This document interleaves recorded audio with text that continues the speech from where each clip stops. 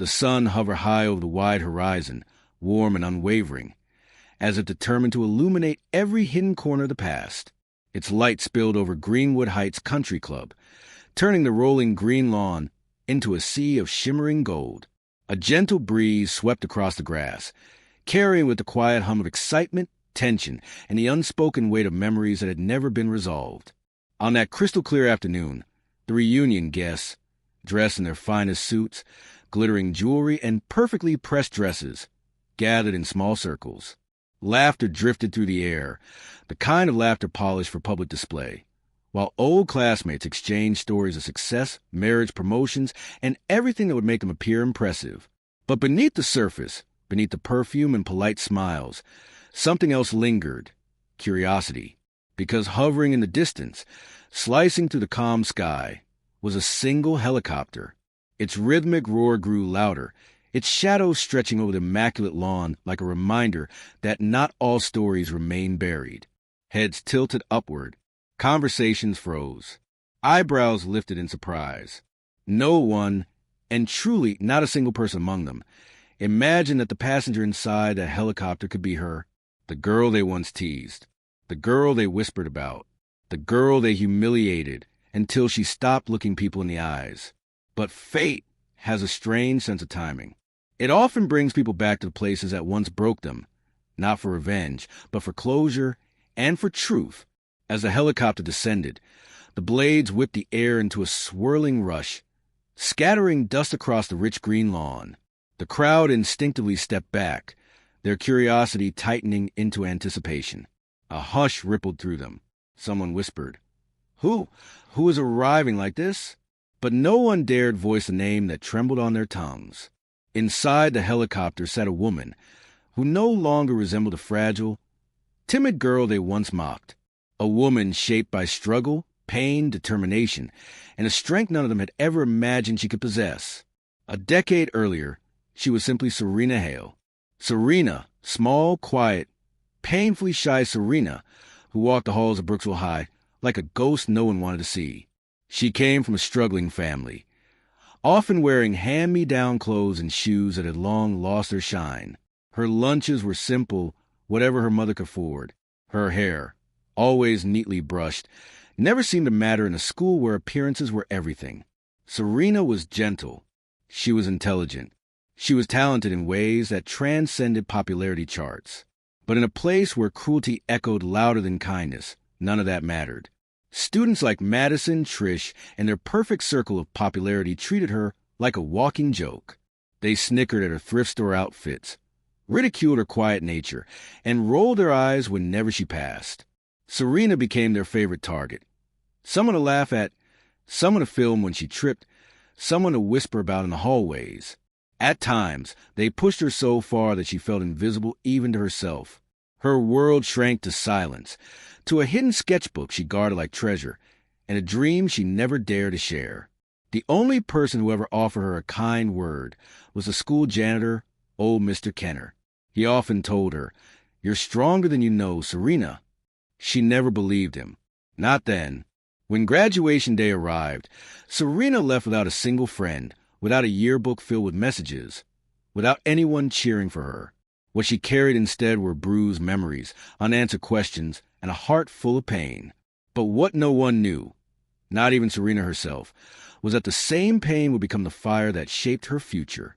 After leaving Brooksville, life didn't magically improve. She worked 3 exhausting jobs just to survive.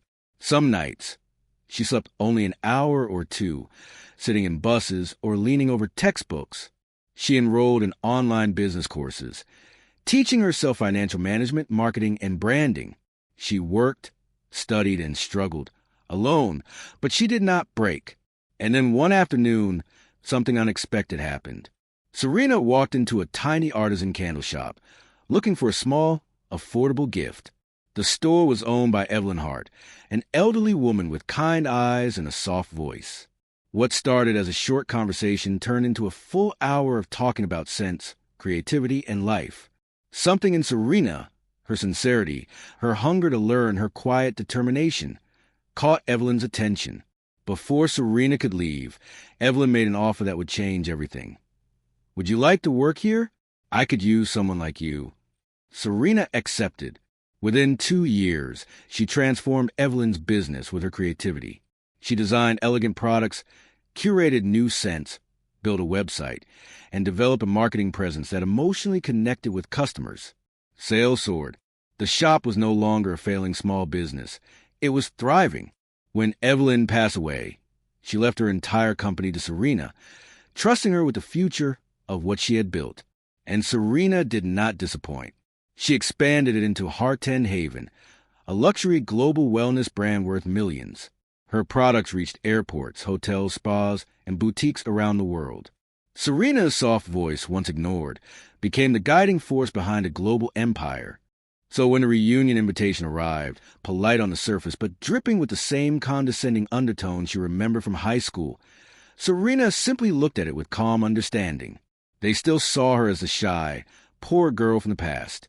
They had no idea who she had become. The helicopter finally settled. The blade slowed. Dust drifted. And when the door opened, Serena Hale stepped out. She wore a flowing ivory dress that shimmered in the midday sun, her blonde hair cascading like strands of gold. Her posture was tall, graceful, unbothered. She walked with the quiet confidence of someone who had healed, someone who had grown, and someone who no longer needed anyone's approval. As she stepped forward, the crowd parted almost instinctively. Gasps rippled through the group. Some whispered her name. Others lowered their gaze as guilt crept into their expressions, memories hitting them like cold water. Serena didn't acknowledge their shock. She didn't need to. Her presence alone was enough. Serena stepped into the event hall with quiet elegance, her heels echoing against the polished tiles. The place was decorated with long velvet curtains, sparkling centerpieces, and photo collages meant to remind everyone of the good old days. For Serena, those days had not been good, but she no longer feared them. She moved through the room calmly, breathing in the scent of expensive perfume and catered appetizers, hearing the half-forced laughter of people who suddenly weren't sure how to behave around her. The faces that once haunted her seemed smaller now, less powerful, almost insignificant when viewed through the lens of time and growth. Madison, the queen of the school, the girl who once led to cruelty with a smile, stood frozen beside a decorative pillar, gripping her drink so tightly the glass nearly cracked. Her perfect smile faltered.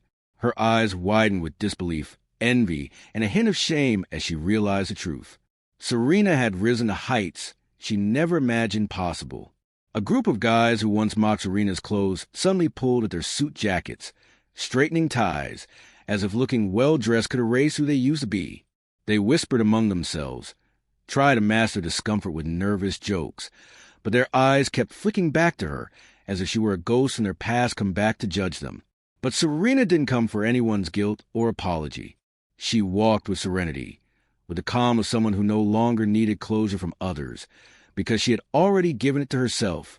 She had come only to release the last remnants of the pain she once carried, to stand in the place where she had been broken and prove, to herself alone, that she had rebuilt something stronger. As afternoon light streamed through the tall arched windows, Serena slowly made her way toward a large memory display set up at the center of the hall. Photos from their high school years covered the boards, a mosaic of faces, smiles, group pictures, pep rallies, and school events. And there, tucked in one corner, was a picture of her younger self, a girl sitting alone on a bench, head down, back hunched, eyes distant. Serena paused. She reached out and gently touched the edge of the frame. But instead of sadness, her expression softened with gratitude. Gratitude for the strength of the journey. Gratitude for the woman that lonely girl had eventually become. Behind her, whispers shifted from curiosity to regret. Hearts that had once been hardened by arrogance now felt the sting of guilt. For the first time, they truly saw what they had done, who they had pushed away, and how deeply they had underestimated her. Serena took a slow breath, letting the moment wash over her. She wasn't here to hurt anyone. She wasn't here to prove superiority. She was here to let her past rest. And she had done it. If this story touches your heart, please take a moment to like, comment, and support the video. Your engagement helps us continue sharing heartfelt stories that inspire, heal, and remind us of the power of kindness. The event drew to a close. conversations dwindling as the crisp late afternoon air settled over the country club. Serena walked outside again, stepping onto the emerald lawn that now felt like a stage she had finally mastered. The sky above was a calm and endless blue, the same sky she used to look at through classroom windows, wondering if she would ever escape. She lifted her face toward the sun, feeling its warmth spread across her skin, a warmth that felt like acceptance, forgiveness, and internal peace all at once. She didn't need validation. She didn't need apologies. She didn't even need acknowledgement from those who once ignored her. She had already won. As the helicopter pilot prepared for departure, Serena took one last look at the country club and everything it symbolized. Not memories of cruelty, but proof of her resilience. Proof that her life had not been defined by the opinions of others, but by the courage she carried within herself. She stepped into the helicopter, her dress fluttering lightly in the wind. Just before the doors closed, she whispered the words meant not for the crowd, but for herself. "I made it." The blades began to spin, rising faster, cutting through the air as the helicopter lifted off the ground. Dust scattered below, and the people who once tormented her watched in silence, no longer with ridicule, but with awe and deep, unspoken remorse. Serena felt something inside her lift as well. A weight she had carried for far too long finally loosened and drifted away. Before we end the story, we'd love for you to comment. I believe in second chances. Your voice helps spread messages of hope and healing across the world. As the helicopter ascended higher, bringing Serena above the treetops and away from the echoes of her past, she realized a truth she had long forgotten. Her worth had never depended on anyone else's approval. She had built a life filled with beauty, purpose, strength, and compassion. A life her younger self would have been proud of. A life shaped not by what was done to her, but by how she overcame it.